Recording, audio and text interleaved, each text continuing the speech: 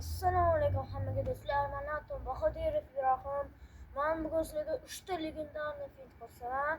Birinchi fintimiz Cristiano Ronaldoning klassik finti. Mana. Menimcha buni hamma bilsa kerak. Lekin men bilmaganlarga o'rgataman. Bilmaganlarga mana qaranglar. Birinchi nima qilasizlar? Keyin ikkinchisida ham mashq qilasizlar. Faqat chap oyoqda qilasizlar endi. Birinchisi o'ng oyoqda qilasizlar. Keyin qaysi tarafdan boshlagan bo'lsangiz, o'sha tarafga keyin bunday qilib olasizlar kaptonni. Ikkinchi fintimiz Zinedine Zidane finti. Mana Zinedine Zidane finti o'sha qilinadi. Zinedine Zidane qiyroq mana qaranglar.